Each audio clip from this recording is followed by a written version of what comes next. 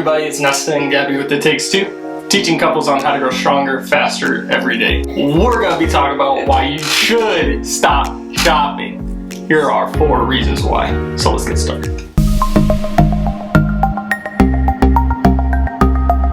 So before we start the video, please remember to smash that like button. It really helps with the YouTube algorithm and getting our videos out there. So if you please just like it, we'd really appreciate it. Thank you. The first reason on why women should stop shopping is because on average in our lifetime, women will spend $180,000 to up to $300,000 on clothes. And I don't think they even included the statistic on handbags, jewelry, and everything else that we buy. I feel like groceries honestly should be in that too, because I have a problem at the grocery store also. My Amazon cart is crazy every week. So that's crazy, the amount of money that we're going to spend in our lifetime on clothes. And to be honest, if I look into my closet, I have so many clothes that I bought and I've only worn one time. So it's a lot of money that we're spending on clothes.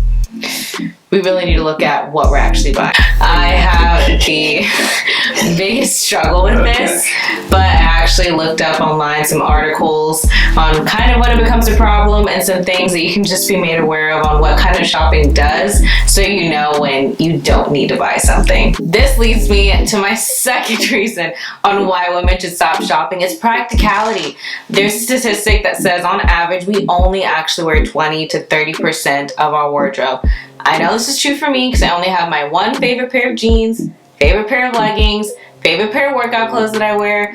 We all have our one favorite item that we wear just all the time, 24/7. If we could just only have in our closet the things that we wear 24/7, the rest of it can just be donated or sold. It's crazy what we keep in our closet that we don't actually need. I know even personally Nesta, he's not a huge shopper, and he's pretty much made very small amounts of necessity clothes last for years, and the amount of money he spends on shopping versus me is crazy. Like if I spent what he spent on shopping, I'd have so much more in my savings and so much more to do anything else. It's crazy. It's so unfair, honestly. But I mean, there's also a different standard with girls and guys. Like girls have to buy a little bit more than guys, but just the budgeting thing. This is why y'all should stop. But he just knows like what he needs, and then he's very practical on it. So he literally only has like 20-30% of everything that he actually wears, and it's very practical. He saves a lot of money.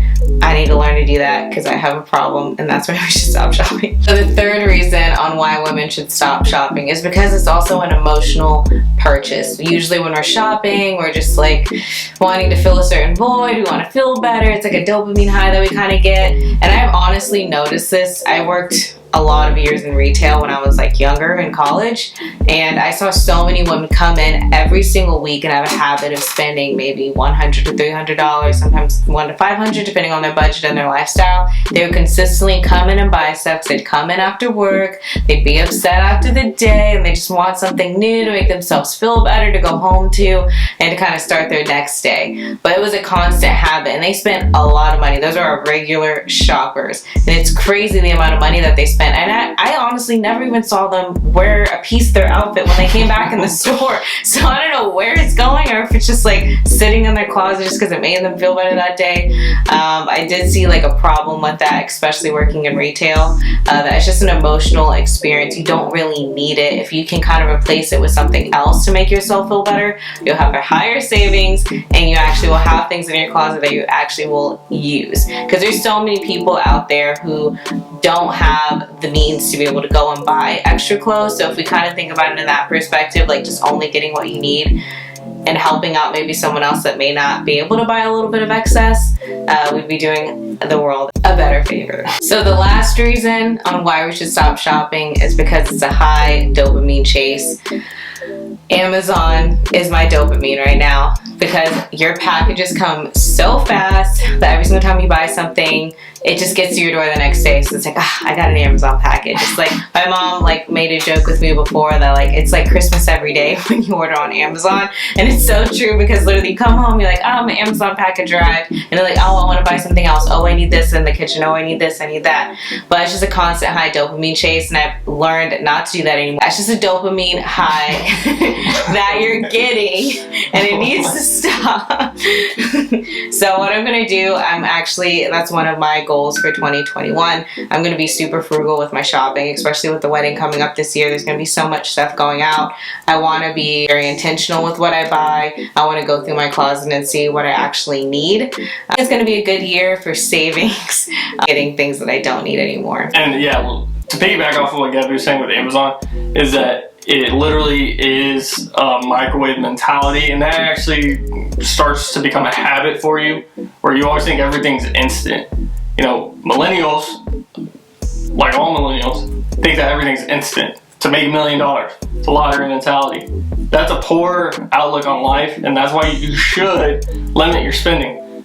An author once said, if you can pack it and leave it for 30 days and you forget, it needs to be gone. So what I recommend is that if you were to pack up any of the clothes that you don't wear anymore in your closet for 30 days, you completely forget about it, then that means you don't even need it to begin with. The fact is that there's so many things that you could reduce yourself with and declutter your life right now by getting rid of the things that you no longer need and giving it to others. Being a blessing to others is one of the most important things you should be focused on rather than trying to hoard. Don't be a hoarder. Those were our 4 reasons on why you should stop shopping. Please leave a like and subscribe. Remember, our goal is 10,000 subscribers this year, 2021, mainly in February. So pray, share this video, help somebody else out who's having a bad shopping problem, and save themselves from themselves. Remember, show everyone love and respect, because it takes 2. Bye. I'm outside in an AMG, right outside, TT, 2-turn, baby girl, you know me.